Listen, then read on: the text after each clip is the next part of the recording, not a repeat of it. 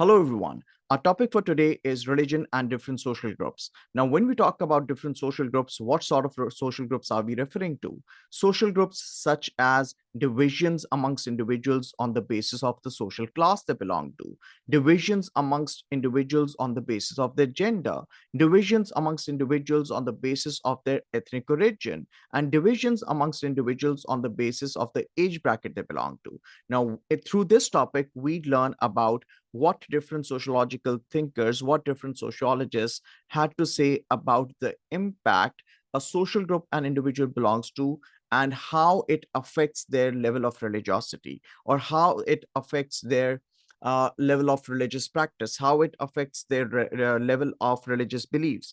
Now, how important is this particular topic when it comes to our CAIEs? If we speak about this particular topic, we had a question on this particular topic in May, June 2021. So in May, June 2021, we had a question on this that said, social class is the most important factor influencing religious participation. Let me reread. Social class is the most important factor influencing religious participation.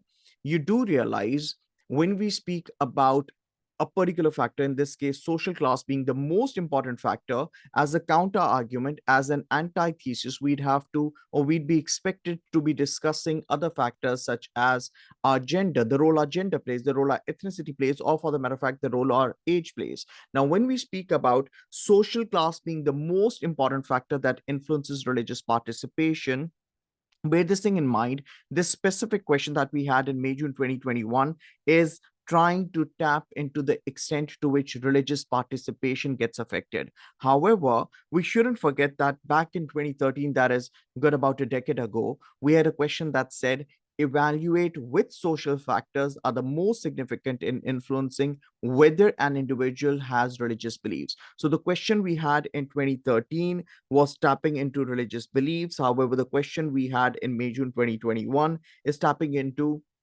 religious participation. Now, how important is this distinction? It totally depends on the grade that you're looking forward towards. If you're looking forward towards writing a top band answer, you need to take into account the tiny, tiny little minute details within a question. So, for our topic for today would help us write down the support side of the argument, right?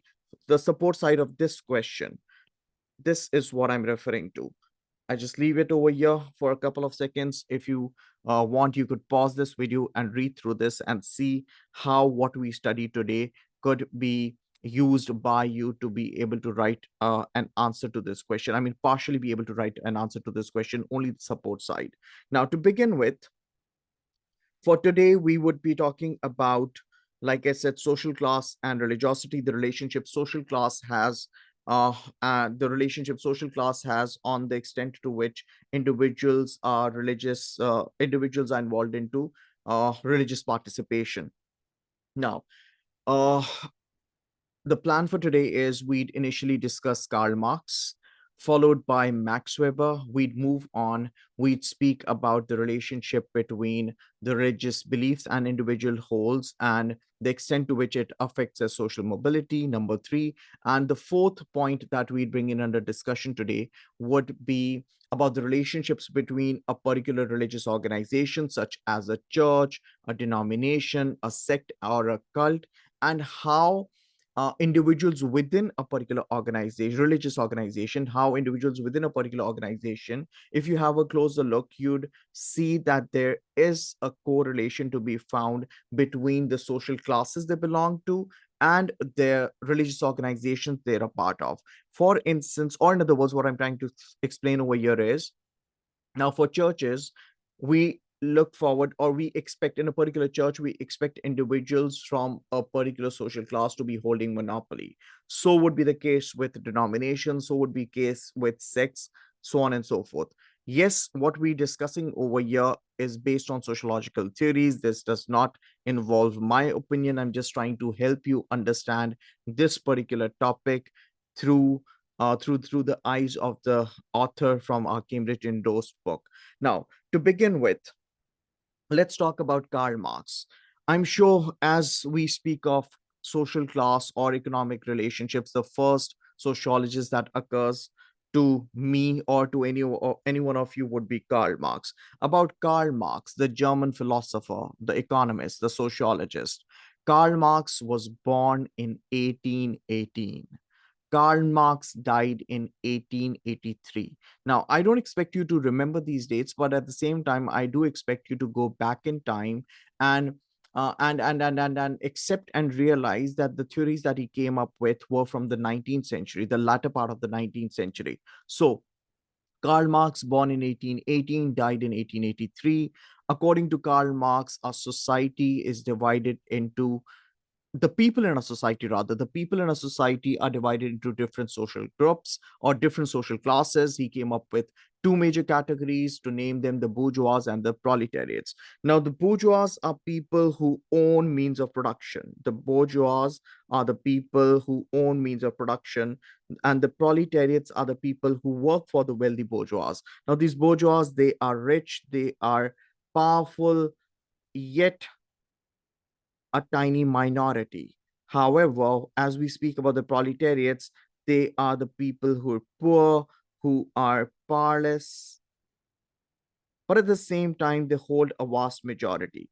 So, the distinction between these two groups, the bourgeois and the proletariats, according to Karl Marx, bourgeois, the rich, the elite, the powerful, they're so powerful that they end up exploiting the poor proletariats to to maximize their own profits. According to Karl Marx, the bourgeoisies or the bourgeois, they end up exploiting the proletariats to maximize their own profits. And this eventually, consequently, this ends up benefiting the capitalist system. Anything that benefits the bourgeois would benefit the capitalist system. Anything that benefits the capitalist system would eventually be benefiting these bourgeois.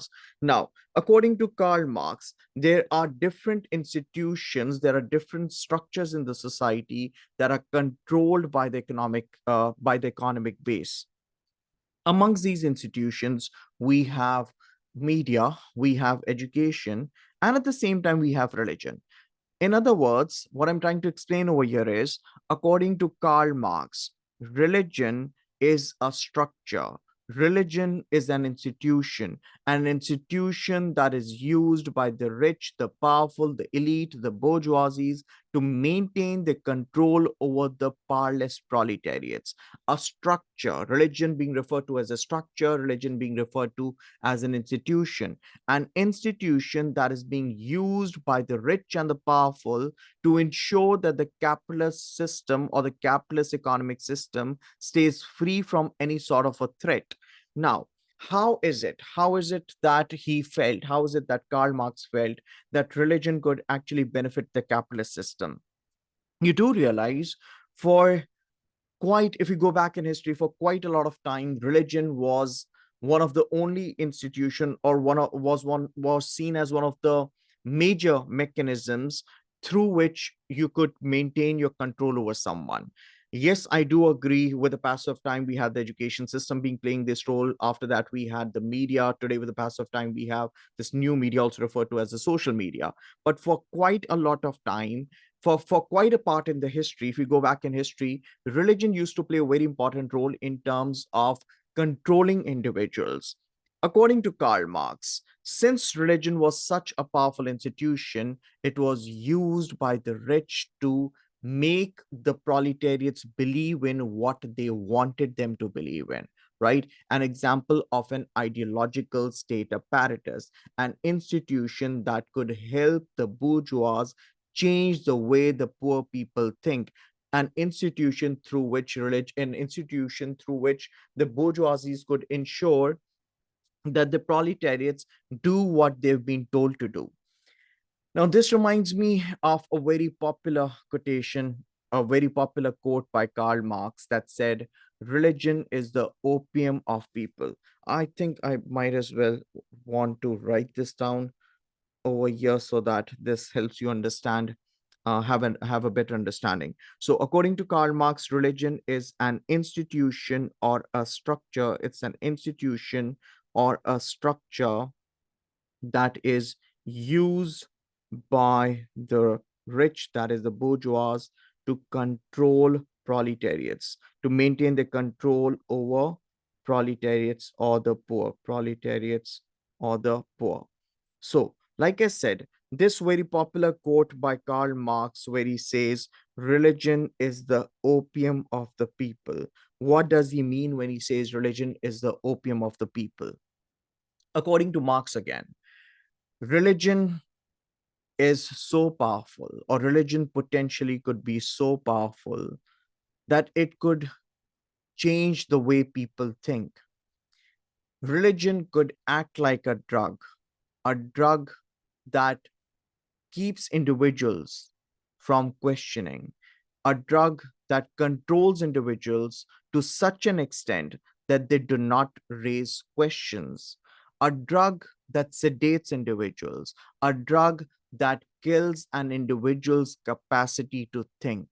According to Karl Marx, when he says religion is the opium of the people, what he actually means over here is religion is that institution, religion is that structure that would hold you back from questioning, right? Imagine for a bit if the proletariats are made to believe in that the life they're living is the way God wants them to live this life, they would never question the bourgeois. Even when the bourgeois are exploiting them, they would never question the bourgeois. If anything, they might they might seek salvation, they might want to seek salvation through prayers, but they wouldn't stand up against the bourgeois.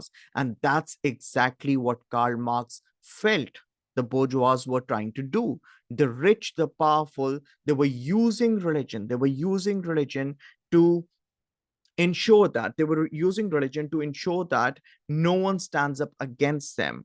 Because as we typically do have an idea, religion, my dear, is an article of faith. La ilaha illallah Muhammadur Rasulullah sallallahu alaihi wasallam. Religion is an article of faith. I am a Muslim and I firmly believe in what I just read, what I just recited. Now, religion does not expect individuals to question. On the other hand, if we speak about other belief systems like science, science offers explanations, science offers logical explanations, science offers rationality. Religion, on the other hand, demands individuals to have blind faith over its teachings. Now, getting back to Karl Marx, according to Karl Marx, religion is the opium of the people. He saw religion as acting like a drug by giving its followers a false sense of well being and distorting reality. Now, according to Karl Marx, religion helps the bourgeoisie distort reality. Even when the bourgeois keep on exploiting the proletariats, through religion, they could offer them compensators. Through religion, they could offer them compensators. They could make them believe that the life they're living today is temporary and tomorrow they'd be compensated for whatever the shortcomings are that they're experiencing today. Now, Marx argued that religion started in the subject classes, that is, the proletariats, as a way of coping with oppression, but it was later adopted by the ruling classes as a way of justifying their advantaged position in society. Now, like I said, if the proletariats if the proletariats are kept under an impression that the life they're living is the way God wants them to live this life, they are, and if they're successfully convinced that the life they're living is the way God wants them to live this life, they would not stand up and question the bourgeois.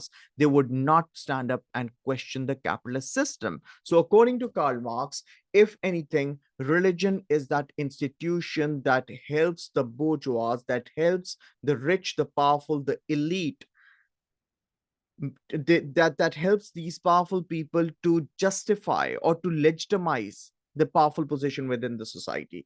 Because through religion you could make individuals believe that the social position that they hold in a society is the way God wanted them to be, or is the life that they're living is the way God wants them to live this life. So moving on, Marx therefore argued that all classes believed in religion, although although for different reasons. Now, according to Karl Marx, this is very important. It's very important that you understand this. According to Karl Marx, individuals from all social classes believe in religion, although for different reasons. Now, The rich, the bourgeois, they have their own purpose, they have their own reason to be following religion.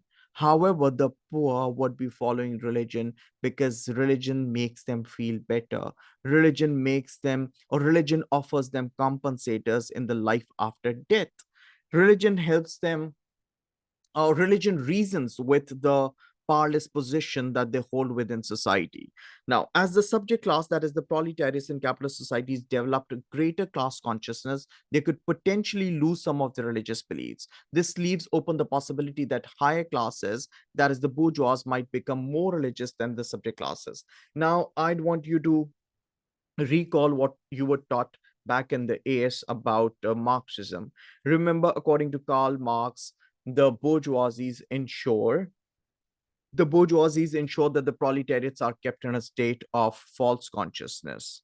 Nonetheless, according to Marx, a time would come when all the proletariats would stand up and realize that they're being exploited. And he referred to that as class consciousness, right? So we're talking about a transition. We're talking about a transition from the proletariats being in a state of false consciousness to them getting into class consciousness when they do realize that they're being exploited. So according to Karl Marx, if I link that up with what I just read over here, according to Karl Marx, a time would come when individuals from the poor classes, that is the proletariats, a time would come when the individuals from the poor classes, they would realize that they're being exploited, and that is when they might lose some of their religious beliefs. And if the individuals from the poor classes, they end up losing some of their religious beliefs, that would eventually mean that there would be more of individuals from the powerful groups or the bourgeoisies who would be following religion. So we just spoke about what Karl Marx had to say about we just spoke about what Karl Marx had to say about the relationship between the social class an individual belongs to and the extent to which he or she could be religious. Taking this ahead, let's talk about Max Weber. Max Weber, Maximilian Karl Emil Weber. Weber again thought that, Weber felt that, Weber, amongst other sociologists, highlight the links between social class and different types of religious organizations. Now, if you've reached this far, I would like to assume you all do have a basic understanding on the different or the popular or the on the different popular religious organizations that are there. If we speak about religious organizations, you all should know by now that typically, as a sociology student, we divide religious organizations into four distinctive groups. To begin with, we initially speak about the church, followed by denominations, followed by sects, followed by cults. So, according to Max Weber, along with other sociologists, they link the they try to find a relationship between the social classes, different social classes, and the types of religious organizations individuals would belong to, right? In other words, there would be a particular religious organization that the rich would be interested in. At the same time, there would be another religious organization that the not so rich would be interested in. So Weber, this idea originated in the work of Weber, who believed that different classes tend to develop different types of religious beliefs. Different classes, different social classes tend to develop different types of religious beliefs, and this was linked to different religious organizations. So, what I just said is this: according to Weber, the social class an individual belongs to affects the religious beliefs he or she holds, which eventually leads to them participating or being a part of a particular religious organization. Bear with this writing here.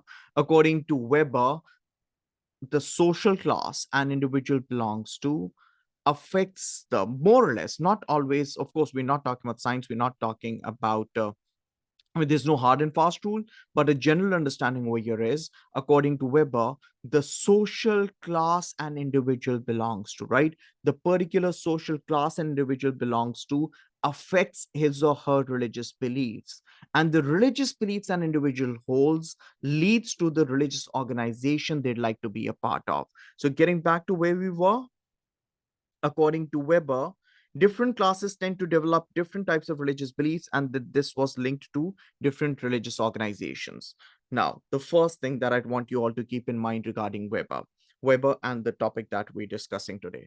Number two, according to Weber distinguished rather between different theodicies. What does the word theodicy mean? It's written right in front of you. A theodicy is a religious explanation, right? Weber provided two different explanations for the suffering individuals experience on earth. To name them, we would speak about the theodicy of misfortune, followed by the theodicy of good fortune. So, what is a theodicy again? A theodicy, we use the word theodicy to refer to a religious explanation. According to Weber, there are different religious explanations, and for now we're talking about two different type of theodicies: the theodicy of misfortune, and then we'd speak about the theodicy of good fortune.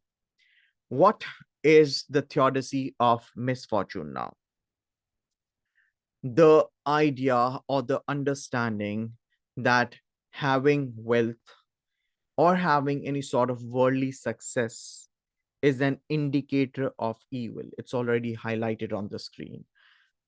According to the theodicy of misfortune, now, according to Weber, some religions have a theodicy of misfortune, right? Some religions have a theodicy of misfortune, which claims that wealth and worldly success are indicators of evil. This type of belief tends to be associated with religious organizations that are popular with lower social classes. Now, try connecting dots. The idea or the religious belief that having wealth or any sort of worldly success are indicators of evil, you do realize that believing in something like this is something that would comfort the poor, is something that would make the poor feel at ease, is something that would make the, yeah, so it's something that would make the life on earth bearable for the poor. The belief that worldly success or the belief that wealth is an indicator of evil is something that would help the poor feel better, would help the poor, like I said, feel at ease. Them as in the poor, them believing that wealth is an evil makes them not feel left out, makes them or leaves them under the impression that it is okay for them to not be wealthy, at least in this world. So we spoke about the theodicy of misfortune. Let's take this ahead and talk about the theodicy of good fortune now. Now, by contrast, a theodicy of good fortune or a religious explanation for good fortune, this suggests that worldly success or wealth is an indicator of virtue, is an indication that God likes you. And a belief like this would again work in line with what the rich would want to believe in. Now, the theodicy of misfortune versus the theodicy of good fortune. The theodicy of misfortune, the impression, the idea, the belief that wealth is an indication of evil. The theodicy of good fortune, the idea, the belief that having wealth indicates virtue, indicates that you're amongst the chosen ones that probably God likes. Now, taking this ahead, now this is again, all of this comes under the heading of Weber. So there are two things that we spoke about related to Weber. The first one was about how Weber felt the social class an individual belongs to typically affects his or her religious beliefs, which eventually affects the religious organization they're a part of.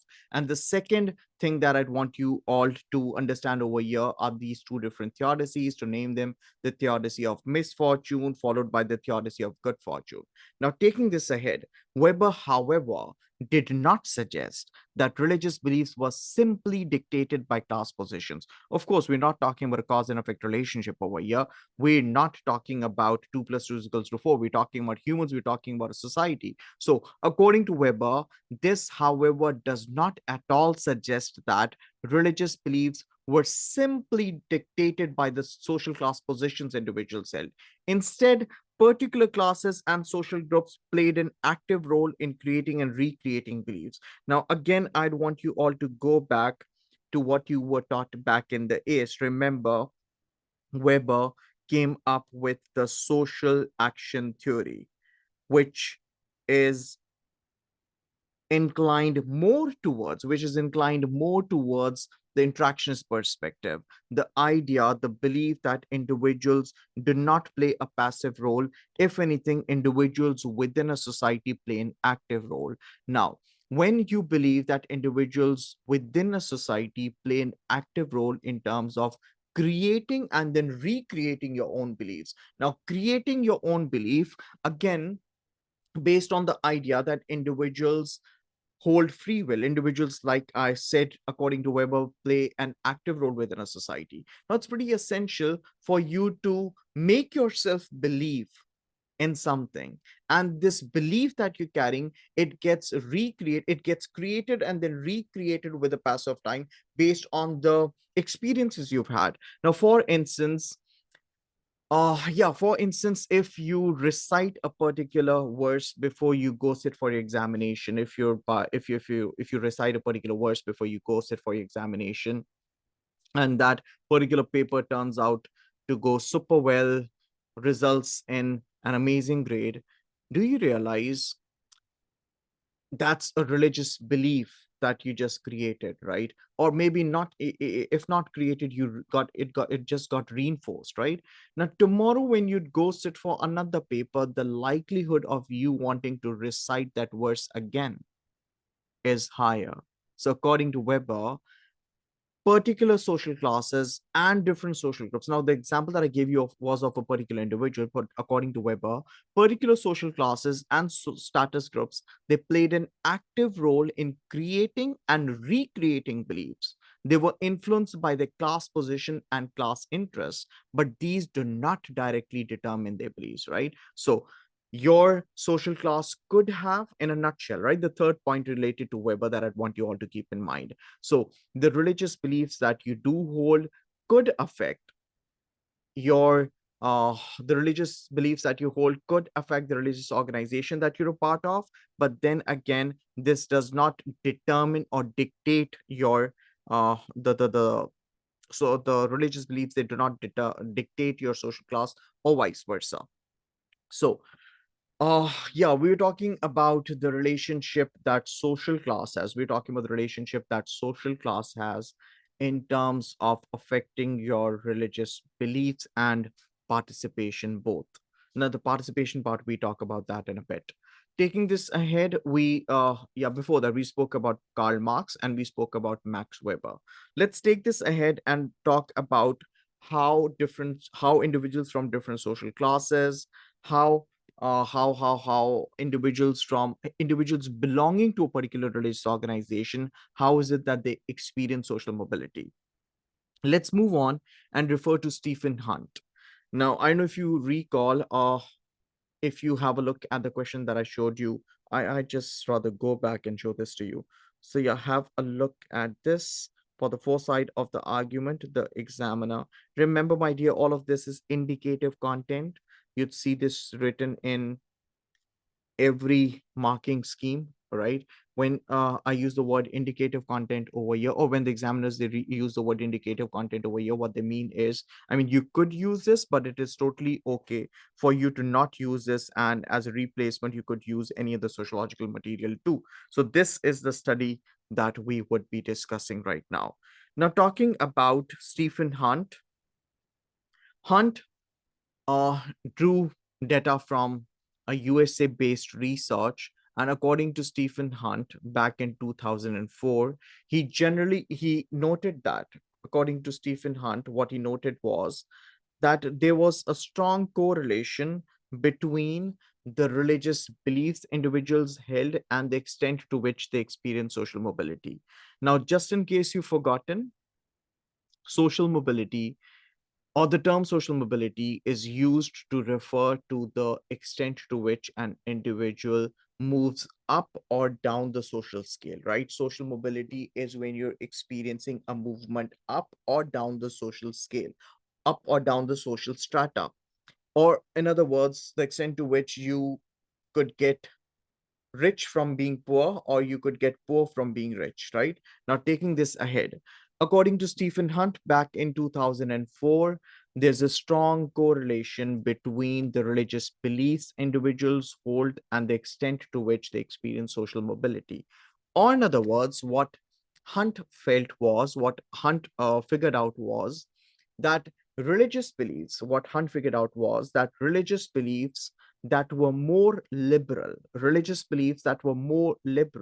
or individuals who held religious beliefs that were more liberal, experienced more of social mobility, more of upward social mobility.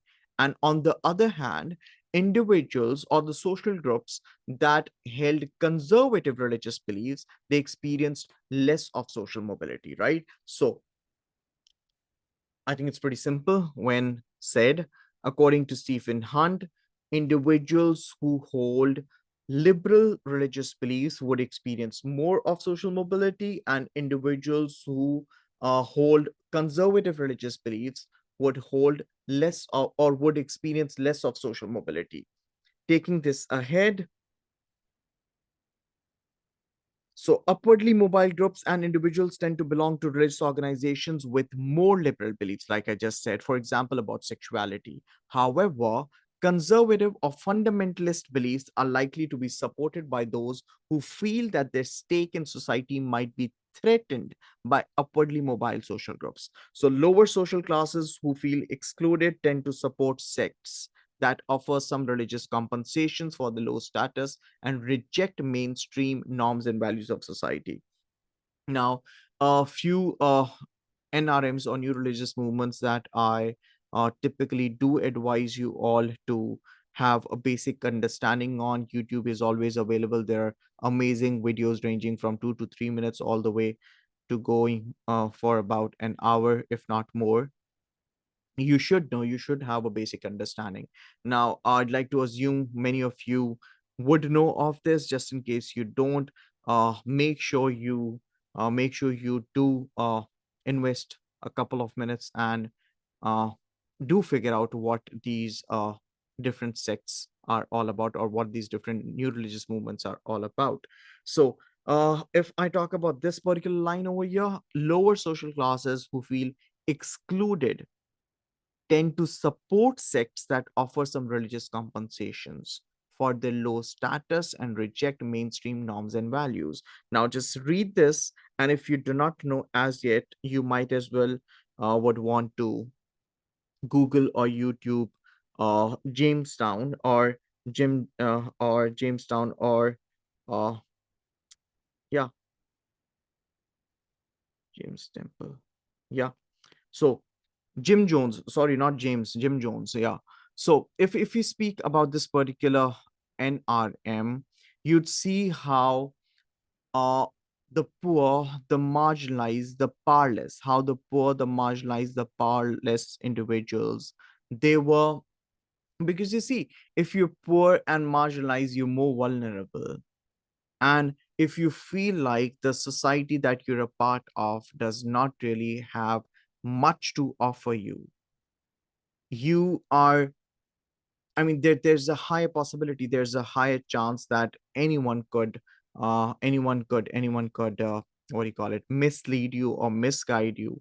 So in this case, we're talking about individuals belonging to lower social classes who feel excluded from the society, or who feel marginalized within a society. They tend to support sects that offer them some sort of religious compensations. Religious compensations for what?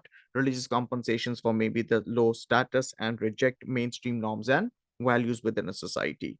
Now, we just spoke about how Stephen Hunt felt that individuals who join sects, they belong to lower social classes. I mean, some of them, not all. I could give you another example where this particular statement does not uh, turn out to be true, but nonetheless, remember, my dear, we're discussing all of this under the heading of the relationship between social class and religiosity, right? The effect your religiosity could have based on the social class you belong to.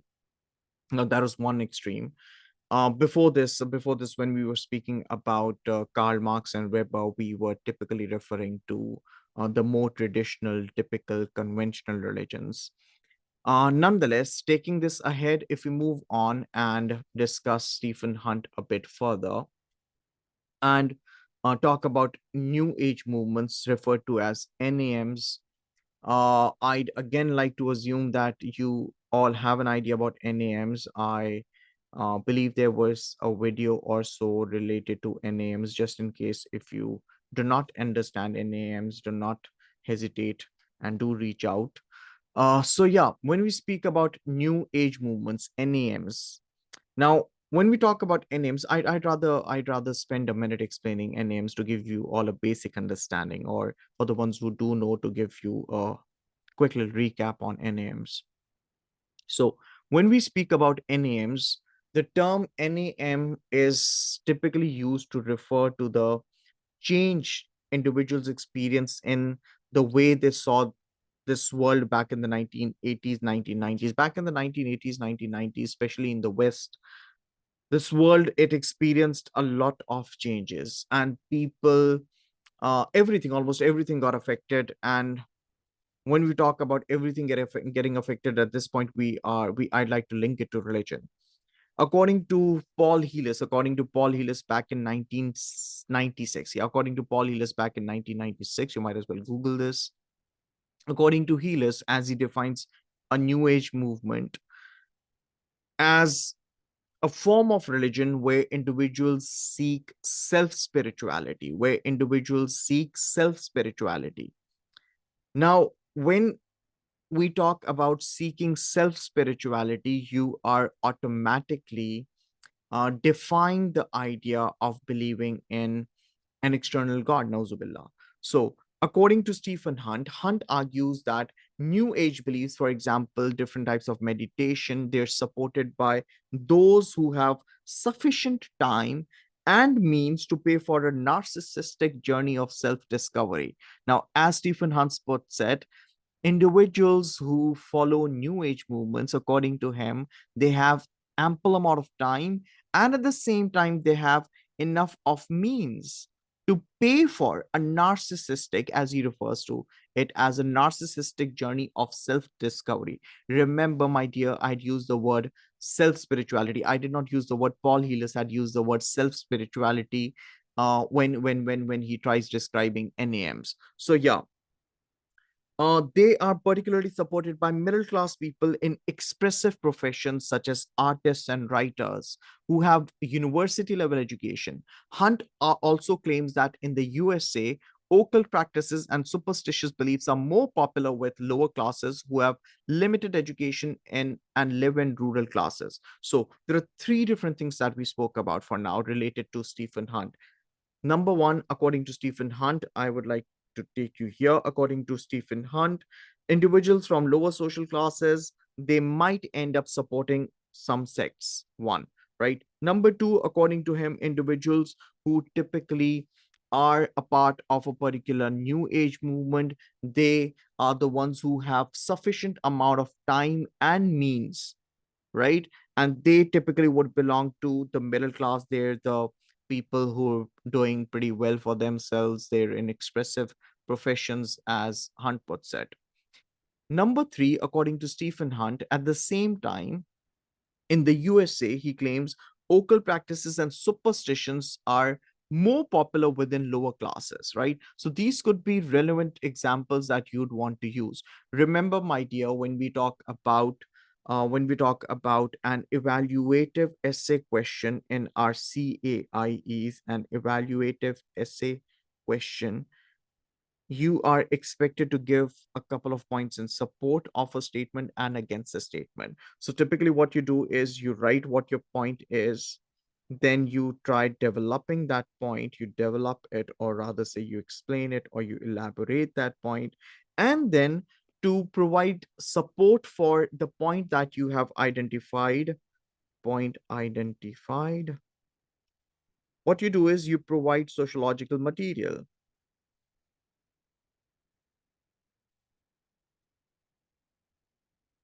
Now, when we use the word sociological material, this could be any concept, this could be any theory, any concept, any theory, any evidence, any example, of course, a sociological example, any perspective, could be any reference. So what I've seen typically kids, what I've seen is kids feel that the term sociological material only refers to the name of a sociologist. No, it's not like that, right?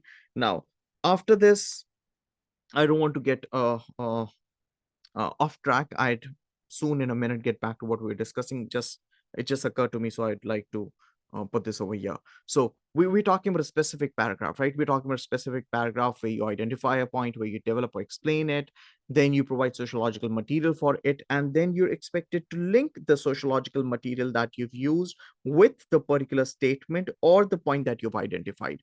Linking what you've written now, like I typically say, uh you're not expected to, or rather you're not really supposed to mention any sociological, any sociological theory, any sociological reference that occurs to you. Write down what is appropriate for that particular, at that particular instance, for that particular question, right? So it's pretty important. Then you're expected to link it towards the end. If you want to have a plus point, you might as well just hint, I repeat the word, just hint on the examiner that you are aware that this particular point that you have identified, it does have any particular flaw or limitation. So getting back to this is just one paragraph. This is just one paragraph. Of course, you're expected to write 3 to 4 paragraphs in support of the idea, and then 3 to 4 points against the idea. So this is how typically it should be. Okay, getting back to where we were discussing, what I was saying is these three examples that we spoke about related to Stephen Hunt.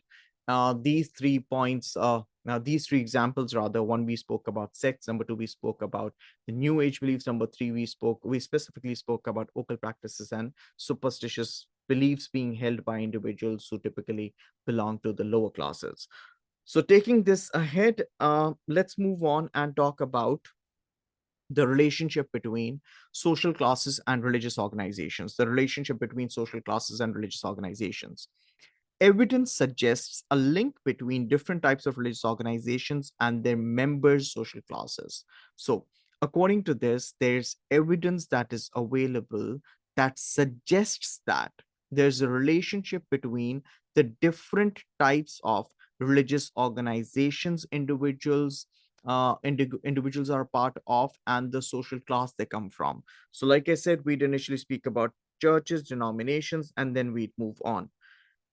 Now, for church, like I mentioned earlier, if you've reached this point, you should have a basic understanding on these different religious organizations, about the word, about this particular religious organization, church. Churches, my dear, churches, I mean, if we talk in terms of hierarchy, churches are right at the top, right? Churches are right at the top, then come denominations, then come sects, and then come cults, right? So churches are large religious organizations. They're huge, they're big, they're enormous. Because of their size, churches are expected to warmly welcome individuals from all social classes, right? So we're talking about the biggest religious organization. We're talking about the biggest religious organization, that is a church. A church, because of its enormous size, it's expected to warmly welcome individuals from all social classes. However, according to this particular paragraph, however, if we speak about the rich, the powerful, the elite, they're more likely to be a part of a church rather than a denomination or a sect. Because when we speak about these churches have a strong link. It has been seen that these churches they have a very strong link with the government. They have a very strong link with the political system. They have a very strong link with, let's just say, the monarchy, right? So, 2 points that we have spoken about so far.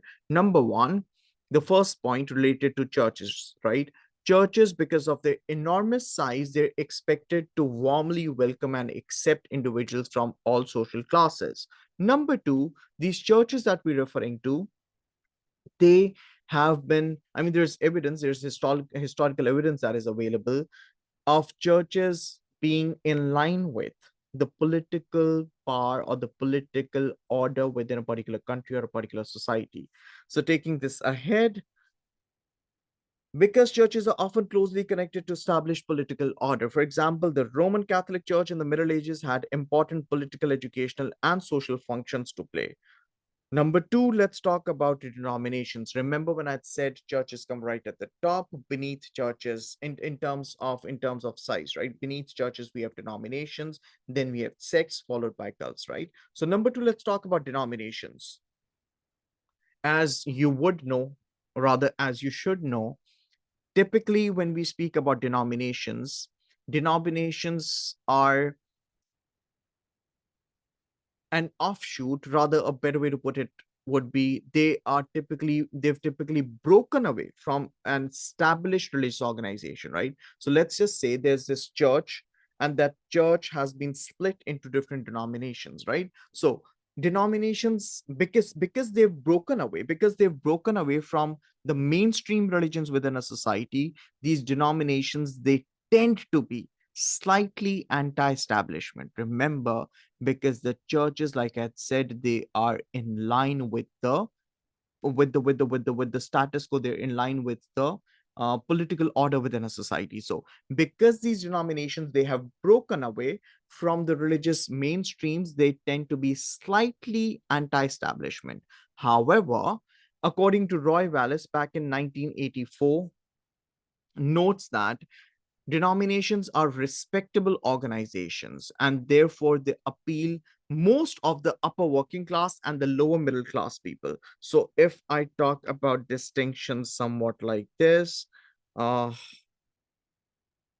if we're talking about distinctions like this, let's just say this is the middle class, this is the working class, this, my dear, is the uh, upper middle class, and this would be, in that case, this would be the lower middle class, this would be the upper working class, this would be the lower working class. So when we speak of denominations, you'd come across individuals from, let's just say, this bracket in between, right? So this part, this shaded part. Now, when we speak about denominations, according to Roy Wallace, they're respectable organizations, and therefore they appeal most of the upper working class and the lower middle class. They're not usually closely identified with the upper classes. So I did not even bother writing about the upper class here. Now we've spoken about churches. Number two, we've spoken about denominations. Number three, let's talk about sects. And remember, we had spoken about sects a little while back as well. So when I refer to the Jim Jones Temple, so when we speak about sects have traditionally recruited the most disadvantaged people in society. See, traditionally, not necessarily. So sects have traditionally recruited the most disadvantaged people in society, most disadvantaged, or like I had mentioned earlier, the powerless or the marginalized groups within a society. Why though? Because remember, they are the most vulnerable. To them, when they see that the society doesn't really have much to offer them, they seek for different alternatives. And this is when these sects could actually trap them and make them a victim. So, sects have traditionally recruited the most disadvantaged people in society. They require members to give up their previous life. So, those with much to lose are unlikely to join. Of course, if you feel like the society has I mean, yeah, I do understand. Almost everyone, I think, keeps on wanting for more. But if you feel like that the society has already given you enough, you wouldn't really want to join a sect then, in this case, according to this particular explanation. So they require, because these sects, they require, right, they're very demanding. Now again, the Jim Jones Temple, I think, if you haven't really watched it so far, you might as well pause this, go watch a 5 minutes video on the Jim Jones Temple, and then come back. So yeah, they require members to give up their previous life, right?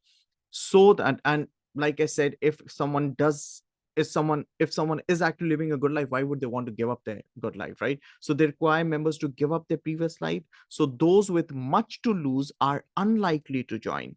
They tend to appeal to the deprived because membership offers a way of coping with the disadvantage by finding meaning and a sense of self-worth within the sect, right?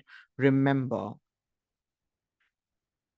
to be able to find a meaning. Now, one possible explanation that I could give amongst many over here is, you do realize, I'm sure you'd be convinced by this. The larger a religious organization is, the more invisible its members are, right? the I mean, if you talk about a church, like I said, it's an enormous religious organization. I mean, it would have hundreds and thousands of people who are a part of that particular church. And for such a huge, or being a part of such a huge religious organization, you would be just another person, and hence I'm using the word invisible.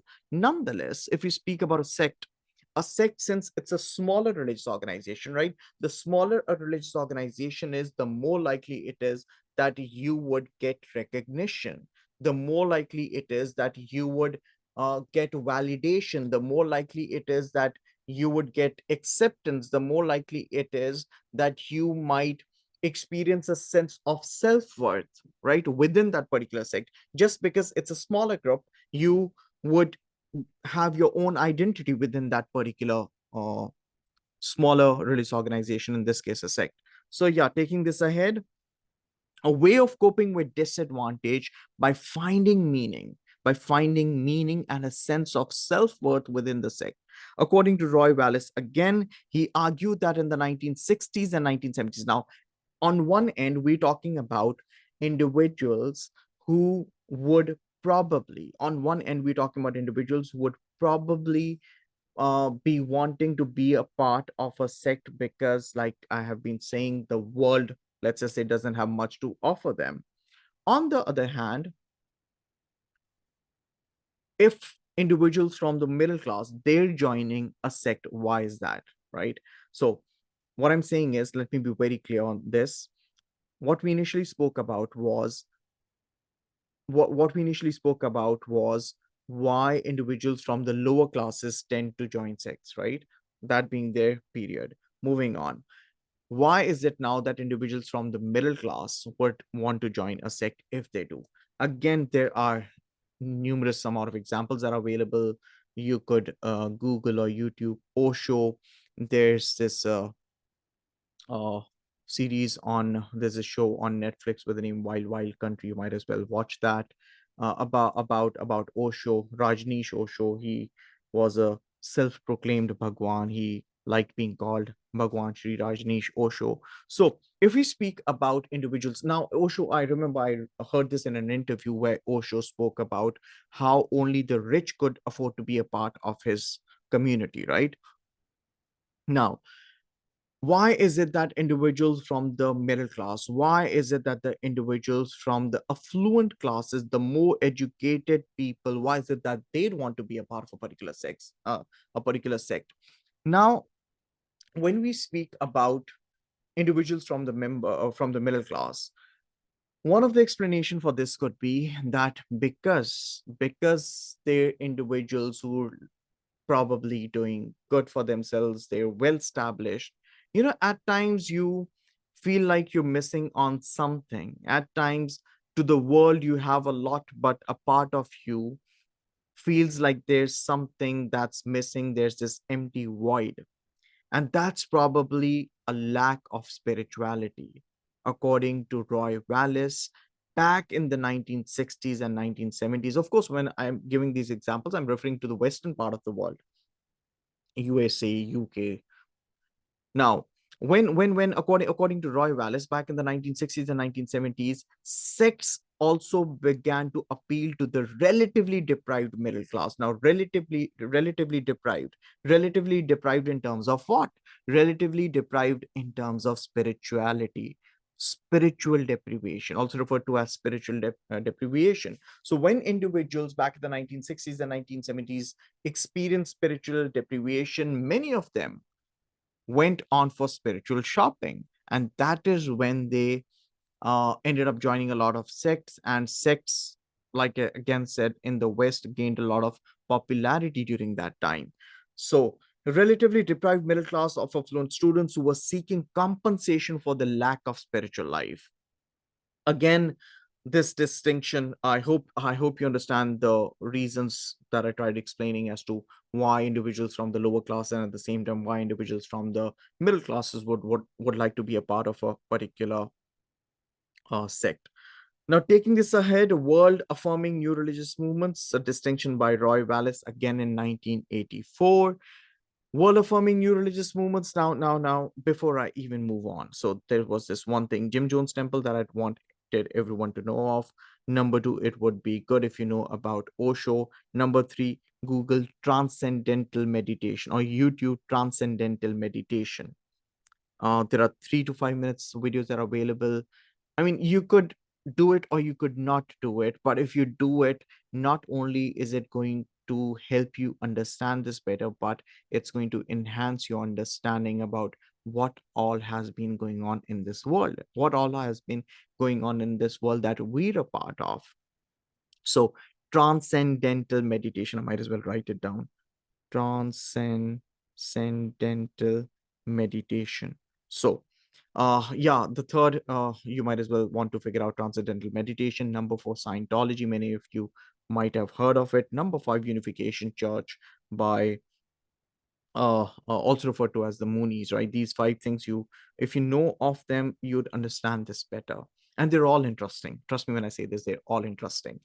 Now, yeah, at the same time, if you do not want to uh, Google them or you do not want to know about them, let me remind you the way your paper is structured. The examiner cannot demand you of anything as specific as this. Remember, you get a 35-mark question, and for a 35-mark question, the examiner would want to give you a question that has enough of content to write and not question you on something as, I wouldn't want to use the word trivial, but something as tiny as this. So, yeah, world affirming new religious movements, according to Roy Wallace in 1984, such as transcendental meditation, they're positive about mainstream society. Their religious practices tend to facilitate social and economic success. So, individuals who would want to experience economic success, individuals who want to be a better version of themselves. Worldly affairs would probably be a part of this group, transcendental meditation. Likewise, according to the distinctions that were put forward by Stark and Bainbridge in 1985, now this book has them amazingly mentioned at the early part of the chapter. You might as well want to read it. Client cults, certain client cults such as Scientology, they offer services to the followers but require little commitment, right? So again, someone in return of money could put the services offered by Scientology to use. Both world affirming new religious movements and client cults appeal to the successful and affluent who want to become even more successful. Remember, my dear, when I said when we were referring to Karl Marx or Max Weber, talking about we're talking about traditional, typical, conventional religions. However, this part of this topic is actually emphasizing more on new religious movements or the newer forms of religiosity. Now, cult movements such as the Unification Church involve their followers or believers fully and are similar to sects in opposing mainstream society. Consequently, they tend to attract the disadvantaged or relatively deprived. Now, see, like I said, there's no 2 plus 2 that is 4 over here.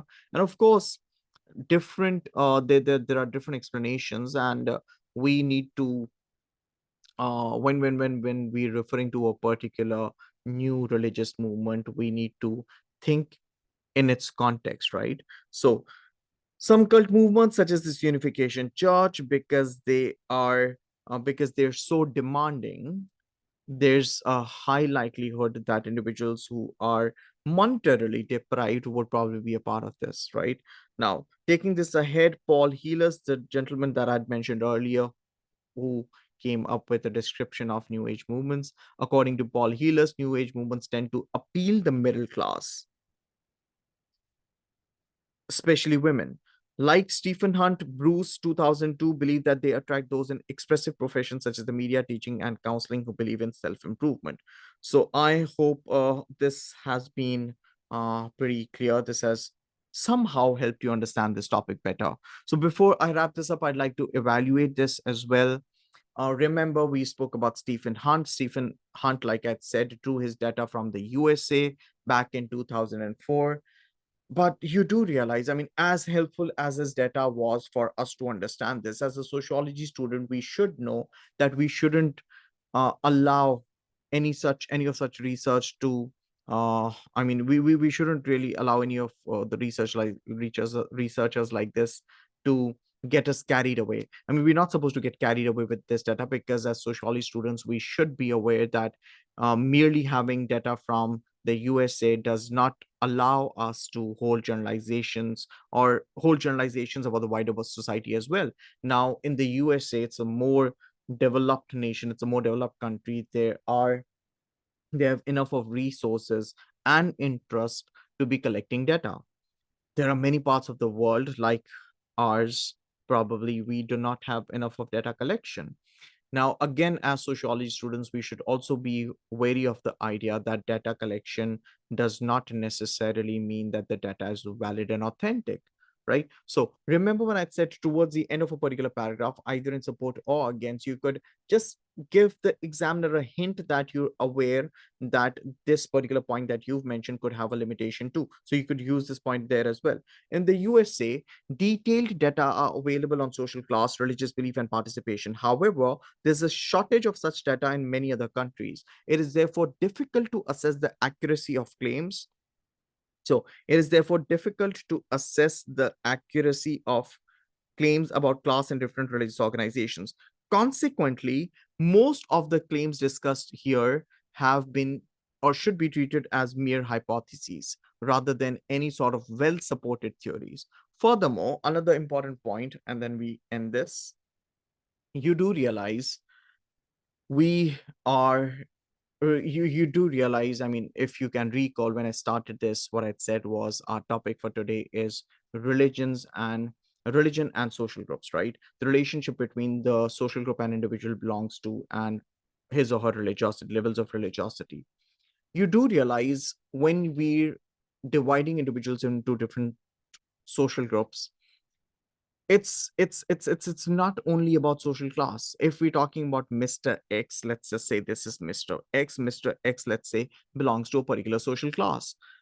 When we say Mr. X belongs to a particular social class, we shouldn't forget the fact that Mr. X, because he's Mr. X, he's a male, he would have his own ethnic origin, he would be belonging to a particular age bracket, he would probably be a part of any particular profession. He would probably, I mean, we could distinguish individuals on the basis of their experiences they have, on the basis of their educational background, so on and so forth.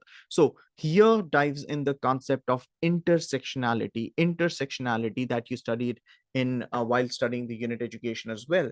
So intersectionality, or the idea that we cannot simply act or I mean, it wouldn't be wrong to refer to this as a reductionist approach, a reductionist approach, because we just picking up on one single element, that is social class, and trying to explain religiosity according to social class without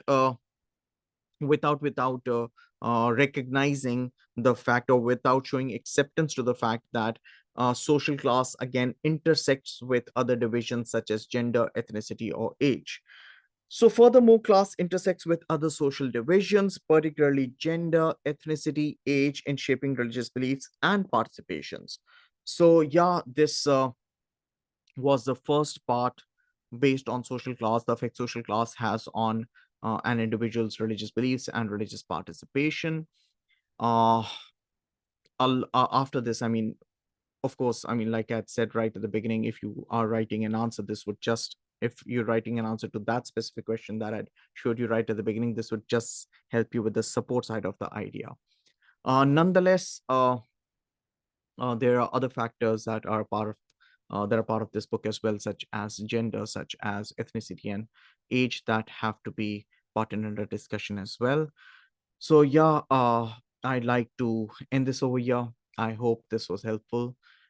Take good care of yourselves. Stay happy, healthy, safe, and protected. Stay humble. Spread positivity. Spread smiles. Allah Hafiz.